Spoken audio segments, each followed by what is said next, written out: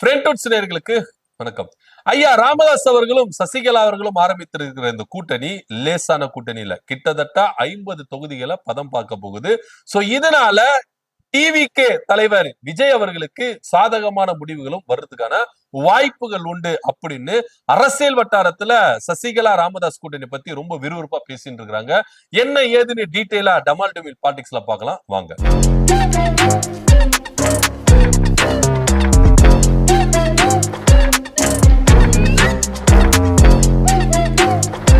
சட்டமன்ற தேர்தல் ரொம்ப விறுவிறுப்பா போயிட்டு இருக்கிற டைம்ல 4 முனை போட்டி தான் அமையும் அப்படின்ற எதிர்பார்த்திருந்த டைம்ல 5 முனை போட்டியா அமைந்திருக்கு சசிகலா ராமதாஸ் கூட்டணி. இந்த கூட்டணி வெத்து வேட்டு கூட்டணி, இந்த கூட்டணி ஜெயிக்காத கூட்டணி, இந்த கூட்டணி ஃபெயிலியர் கூட்டணி அப்படின்னு இபிஎஸ் தரப்பிலிருந்தும் டிடிவி தரப்பிலிருந்தும் வெளிவந்தாலும் உண்மையிலேயே இந்த கூட்டணி பவர்ஃபுல்லான கூட்டணி அப்படின்றதுதான் கலை யதார்த்தம் ரொம்ப டீட்டெயிலா சொல்லிட்டு இருக்கு. என்ன அப்படின்னு பாத்தீங்கன்னா, நீங்க வட மாவட்டங்களையும் தென் மாவட்டங்களையும் சேர்த்து கிட்டத்தட்ட 50 தொகுதிகள்ல இந்த கூட்டணி பதம் பார்க்கும் அப்படின்றதுதான் கலை யதார்த்தமா இருக்கு. என்னன்னா, நீங்க வட மாவட்டங்கள் எடுத்தீங்கன்னா வன்னியர் வாக்கு, தென் மாவட்டங்கள் எடுத்தீங்கன்னா முக்குளத்தர் வாக்கு. இந்த வாக்குகள் யாருக்கு அதிக பெரும்பான்மையா இருக்கு அப்படின்னு பார்த்தா அரசியல அனுபவம் வாய்ந்த இந்த தலைவர்களுக்கு தான் இருக்குது அப்படின்றது தான் நிதர்சனமான உண்மை. அப்போ திமுகவுக்கு எல்லாம் இல்லையாப்பா, அதிமுகவுக்கு எல்லாம் இல்லையா, ஏன் அன்புமணிகளா இல்லையா, பாஜக இல்லையா அப்படின்னு எல்லாரும் கேட்கலாம். ஆனா இந்த இரண்டு சமுதாயத்தின் முகங்களாக யார் இங்க அடையாளப்படுத்தப்படுகிறார் அப்படிங்க பாத்தீங்கன்னா, இந்த பக்கம் ஐயா ராமதாஸ் அவர்களும் இந்த பக்கம் சசிகலா அவர்கள் தான் பெரும்பான்மையா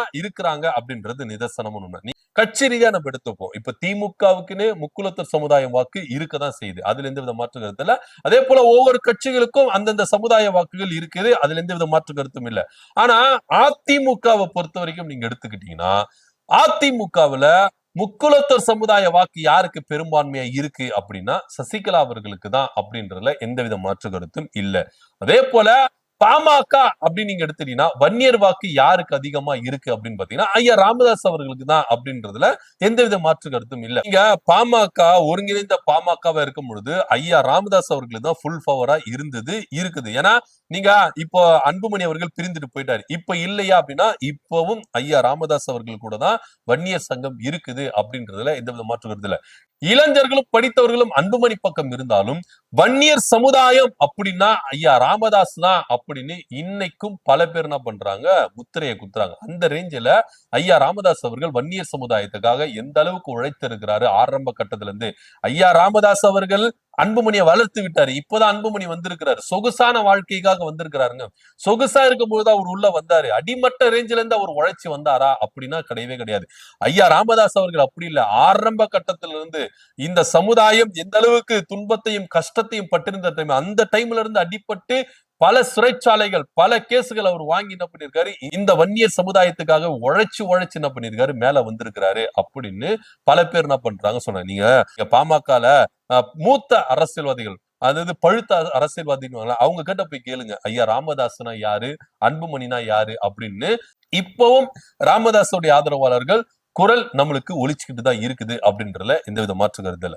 அதே டிட்டோ நீங்க அதிமுகவில் எடுத்துட்டீங்கன்னா முக்குளத்தூர் சமுதாயம் வாக்கு அப்படின்றது ஒருங்கிணைந்து இருந்தது. அதாவது சசிகலா ஓபிஎஸ் அரசியல பொறுத்த வரைக்கும் நீங்க எடுத்துட்டீங்கன்னா சசிகலா ஓபிஎஸ் அப்படின்றது தான் முக்குளத்தூர் சமுதாய வாக்கு. அதிமுகவுல இவங்க தான்ப்பா அடையாளம் அப்படின்னு பல பேர் இருக்கலாம், ஆனா அதிமுகல அடையாளம் காணப்பட்டவங்க யாரு அப்படின்னா இவங்க 2 பேர் தான். இதுல ஓபிஎஸ் அவர்கள் திமுக பக்கம் போயிட்டார். ஆல்ரெடி திமுகவுக்கு முக்குளத்தூர் சமுதாய வாக்கு அப்படின்றது அந்த கட்சி ரீதியாவே இருக்கும், இல்லாமல இல்ல. இப்போ ஓபிஎஸ் அங்க போனதுனால இந்த முக்குளத்தூர் வாக்கு கொஞ்சம் பிரிஞ்சிருக்கு அப்படின்னு நம்ம எடுத்துக்கலாம். அடுத்த கட்டமா டிடிவி தினகரன் தனியா ஒரு கட்சி ஆரம்பிச்சு சசிகலாவுக்கு எதிராகவே அவர் என்ன பண்றாரு, அரசியல் செய்யறாரு.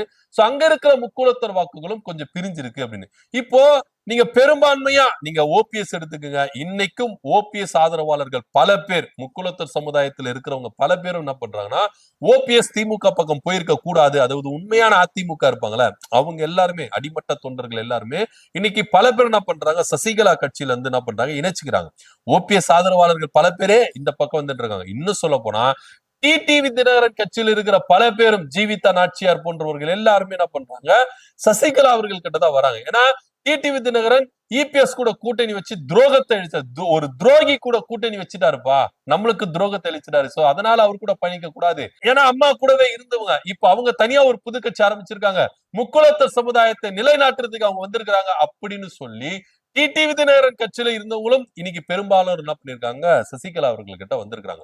மேம்போக்கா நம்ம பார்த்தோம்னா அதிமுக டிடிவி தினகரன் முக்குலத்தர் வாக்கு அவங்களுக்கு இருக்குது, ஓபிஎஸ் அவர்களுக்கு இருக்குது அப்படின்னு சொல்லலாம். ஆனா கள ரீதியா நீங்க பாத்தீங்கன்னா சசிகலா அவர்கள் கிட்ட அதிமுகவுக்கு செல்ல வேண்டிய முக்குலத்தர் வாக்குகள் அவங்க கிட்ட பெரும்பான்மையா இருக்குது அப்படின்னு நம்ம எடுத்துக்கலாம். தேனி, மதுரை, தஞ்சாவூர், திருவாரூர் இப்படி டெல்டா மாவட்டம், தென் மாவட்டங்கள் இருக்கிற அதிமுகவுக்கு போக வேண்டிய முக்குலத்தர் வாக்குகள் அப்படியே அலேக்கா சசிகலா அவர்களுக்கு வரப்போகுது அப்படின்றதுதான் கலை யதார்த்தம். வட மாவட்டங்களை நீங்க எடுத்துட்டீங்கன்னா பாமகவுக்குன்னு சில வன்னியர் வாக்குகள் இருக்குல்ல, அந்த வாக்குகள் அப்படியே அழுக்கா ஐயா ராமதாஸ் அவர்களுக்கு வரும் அப்படின்றதுதான் ரொம்ப நிதர்சனமான உண்மை. சோ அதனால இன்னைக்கு ஐயா ராமதாஸ் அவர்களும் சசிகலா அவர்களும் கூட்டணி இருந்ததுனால இந்த கூட்டணியை வெட்டு கூட்டணி, வெற்றுமையான கூட்டணி, ஃபெயிலியர் கூட்டணி, இவங்க சமயத்துக்குன்னு ஏற்படுத்த கூட்டணி இப்படின்னு இந்த கூட்டணிய இபிஎஸ் தரப்புலும் அதே போல டிடிவி தரப்புலையும் என்ன பண்றாங்க, விமர்சிச்சுட்டு வராங்க.